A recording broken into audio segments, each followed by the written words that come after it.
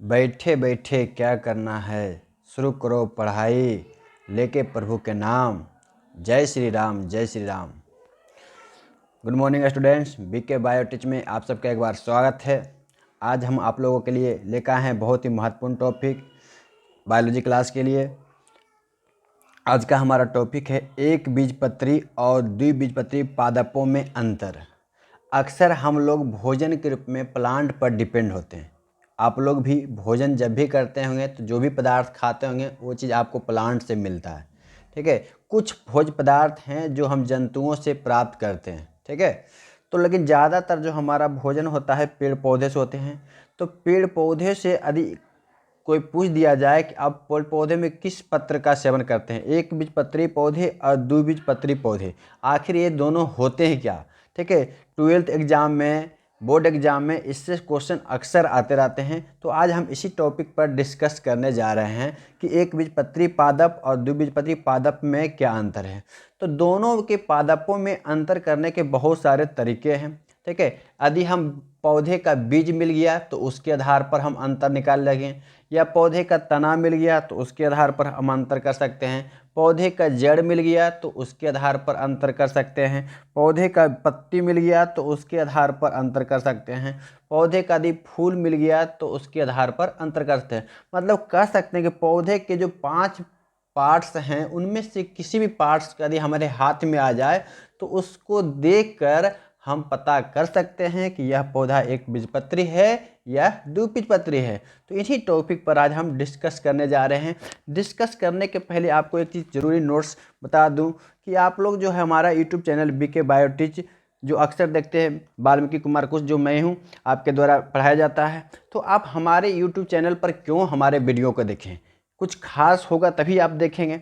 तो हमारे चैनल पर आप लोगों के लिए क्या उपलब्ध है, हमारी क्या विशेषताएं हैं, तो आपको मैं बता दूं। आप यदि पढ़ने में कमज़ोर हैं तो आपके लिए यह बेहतर विकल्प है। यदि मतलब जो छात्र पढ़ने में कमज़ोर हैं उनके लिए हमारे यूट्यूब चैनल बहुत बेहतर विकल्प है। ठीक है, और हमारे यूट्यूब चैनल पर जो है बिल्कुल फ्री तैयारी कराई जाती है। ठीक है, कंप्लीट 9th क्लास से लेकर 12 क्लास तक के जो बायोलॉजी लेने वाले पढ़ने वाले छात्र हैं उनके लिए फ्री ऑफ कॉस्ट तैयारी करवाई जाती है। ठीक है, और फ्री में पीडीएफ नोट्स भी उपलब्ध कराए जाते हैं। ठीक है, यदि आपको किसी तरह के क्वेश्चन में जटिल या नोट्स बनाने में दिक्कत हो रहे हैं तो आप हमारे यूट्यूब चैनल से फ्री में भी पीडीएफ नोट्स उपलब्ध करा होते हैं जो आप डाउनलोड कर सकते हैं। इसमें आपको कोई भी चार्ज नहीं देना होगा। ठीक है, तो हमारे जो तैयारी कराई जाती है क्लास 9 से 12 तक बायोलॉजी की तैयारी करवाई जाती है, और जो भी हमारा नोट्स उपलब्ध होते हैं या जो वीडियो हम बनाते हैं, ठीक है, टॉपिक के रिलेटेड, तो उनमें स्वच्छ एवं आसान भाषाओं में व्याख्यान होता है ताकि आपको किसी तरह से समझने में दिक्कत नहीं हो। ठीक है, तो आइए बिना समय गमाए हम शुरू करते हैं आज का जो हमारा टॉपिक है एक बीजपत्री और द्विबीजपत्री। शुरू करने से पहले आप लोगों से एक विनम्र रिक्वेस्ट है कि यदि आप लोग हमारे यूट्यूब चैनल बीके बायोटिच को सब्सक्राइब नहीं किए हैं तो सब्सक्राइब कर लीजिएगा और अपने दोस्तों में शेयर जरूर कीजिएगा। ठीक है, तो शुरू करते हैं। तो हमारा जो चैनल टॉपिक है एक बीजपत्री और द्विबीजपत्री पादपों में अंतर क्या है। ठीक है, आपको बताया कि कई तरह से हम अंतर को छाट सकते हैं, देख सकते हैं। तो सबसे पहला जो अंतर है एक बीजपत्री में बीज के आधार पर। ठीक है, बीज तो आप लोग जानते होंगे। ठीक है, एक बीजपत्री और द्विबीजपत्री दोनों का उदाहरण जैसे आप बांस देखे होंगे, खजूर देखे होंगे, चावल देखे होंगे, घास देखे होंगे, केला देखे होंगे, लीली देखे होंगे, गेहूं देखे होंगे, मक्का, ज्वार, गन्ना, इन सब पादपों को आप देखे होंगे। यदि मान लें इनमें से सभी नहीं देखे, लेकिन चावल और गेहूं तो आप जरूर देखे होंगे बीज। तो बीज के आधार पर हम किस तरह से कह सकते हैं कि चावल जो है एक बीजपत्री है, द्विबीजपत्री। ठीक है, इसके अलावा आप मटर, चना, सेम, आलू, आम, नीम, कद्दू, सूरजमुखी, मसूर, मूंग दाल, इस सब बादाम जो है आप लोग देखे होंगे। इनमें भी देखें दोनों में क्या अंतर है। ठीक है, तो बीज के बाहर एक आवरण होते हैं, उसको बोलते हैं बीजावरण। ये मान ले अंदर का बीज पार्ट है जो लाल से कवर किया गया है, तो इसको बोलते हैं बीजावरण। तो बीज के बाहर से एक आवरण होते हैं, उस आवरण को बोलते हैं बीजावरण। ठीक है, अब कुछ बीज हैं जिसके आवरण को जब हटाएंगे, मतलब उसके बाहरी छिलका को हटाएंगे, तो उसके भीतर बीज जो हैं या बीज पत्र हैं या बीज दल हैं, दो बराबर भागों में बटा नहीं होता है। मतलब एक ही पार्ट्स होते हैं, दो बराबर पार्ट्स में डिवाइडेड नहीं होते हैं। तो जिन पौधे के बीज का बीजावरण को हटाने के बाद, बाहरी छिलका को हटाने के बाद उसके भीतर एक दल पाए जाते हैं, एक बीजपत्र पाए जाते हैं, तो उसको एक बीजपत्री पौधा कहते हैं। ठीक है, जैसे आप चावल को देख लेते हैं, चावल जो धान से निकलते हैं तो धान का जो बाहरी छिलका है उसको हटाते हैं तो अंदर से चावल का एक दाना होता है, और वह चावल गोल होते हैं, वह दो बराबर पार्ट में बटे नहीं होते। गेहूँ उस तरह से होते हैं, ठीक है, खजूर होते हैं, घास होते हैं, मक्का, बांस, ये सभी ऐसे पादप हैं जो एक बीजपत्री हैं और इनके बीज जो है बीजावरण के भीतर एक दल में बटे होते हैं।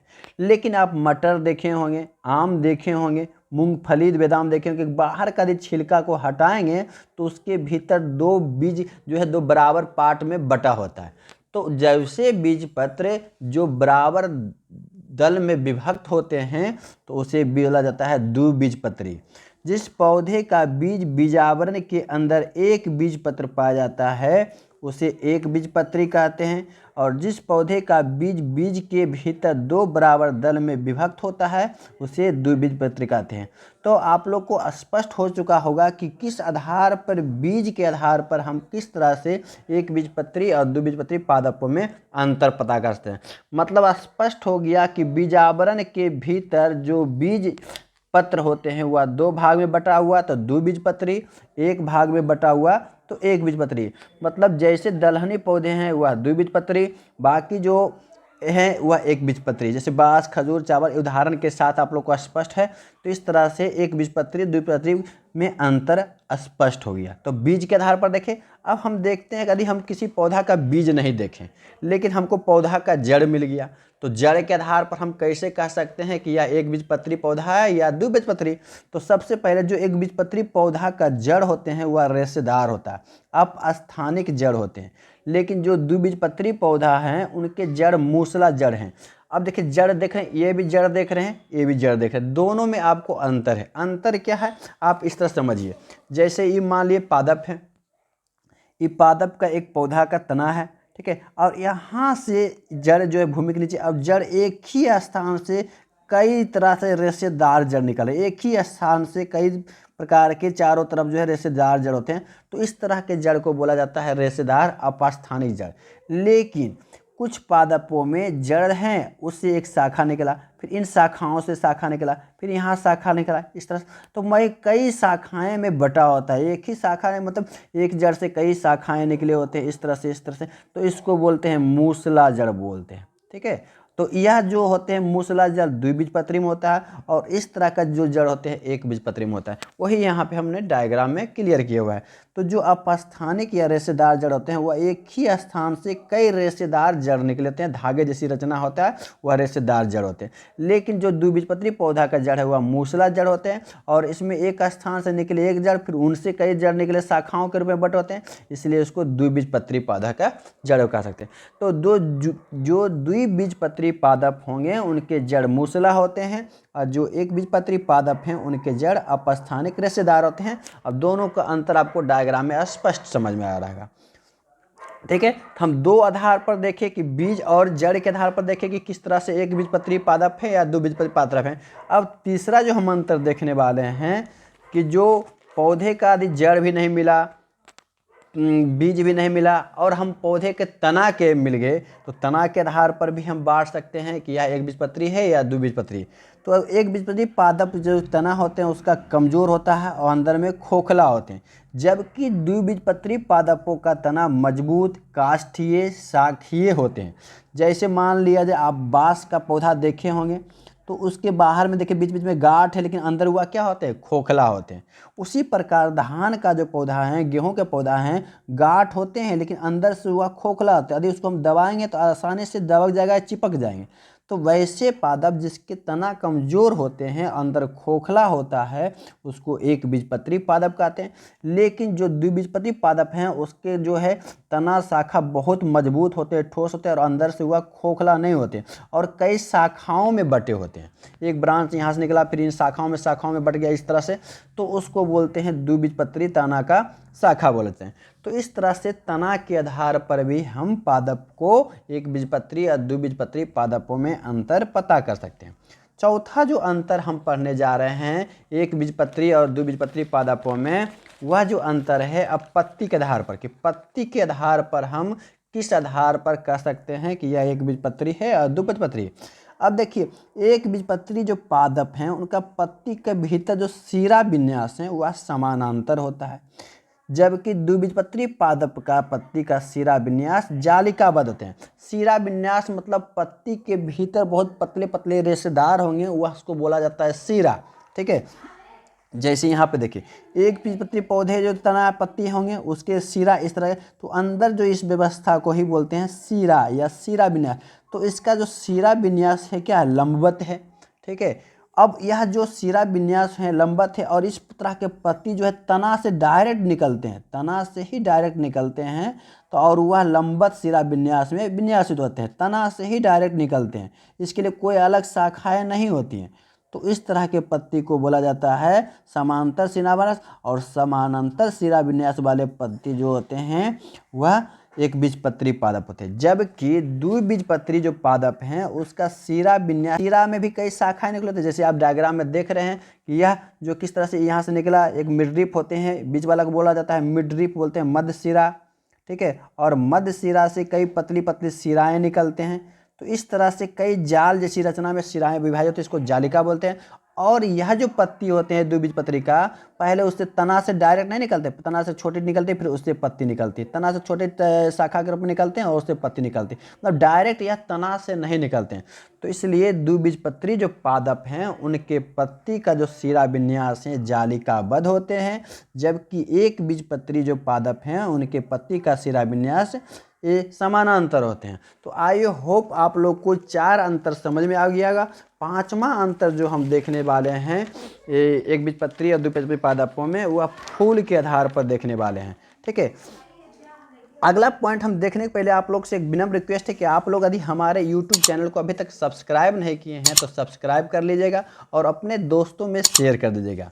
और वीडियो को हमेशा पूरा देखें, वीडियो को हमेशा पूरा देखें, पूरा देखेंगे तो आपको स्पष्ट समझ में आएगा। अधूरा यदि देखते हैं तो बहुत चीज़ें स्किप हो जाता है तो आपको समझ में नहीं आएगा।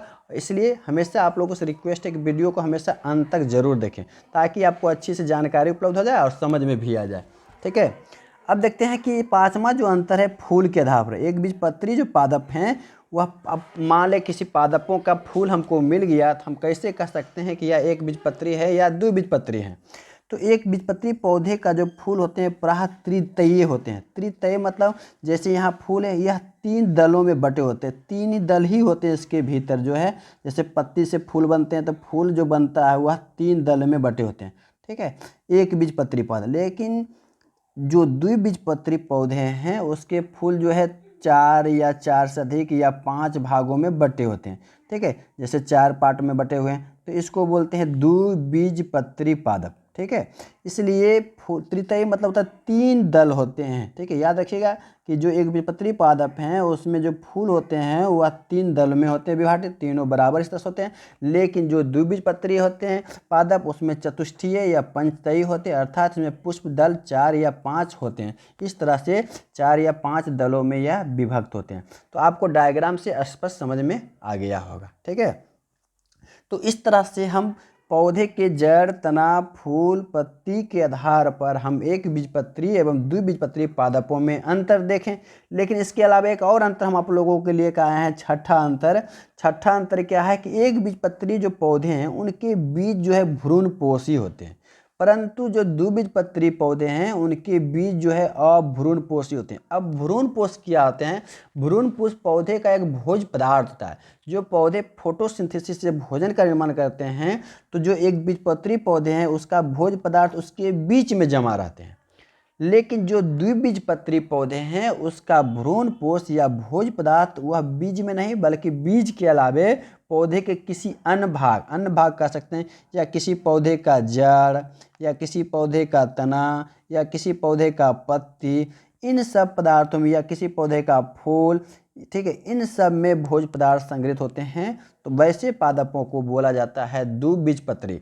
तो जो एक बीजपत्री पादप हैं उसमें भ्रूणपोष जो होता है बीज के भीतर होते हैं, और जो द्विबीजपत्री होता है उसमें बीज के अलावा पौधे के किसी अन्य भाग, जैसे हम लोग गाजर खाते हैं तो गाजर क्या होता है? पौधे का जड़ होता है। तो जड़ में क्या होते हैं, इसमें भोज्य पदार्थ जमा होते हैं, जिसके कारण हम लोग गाजर खाते हैं। उसमें अधिक मात्रा में न्यूट्रिएंट होते हैं, पोषक तत्व होते हैं, इसलिए हम लोग गाजर को खाते हैं।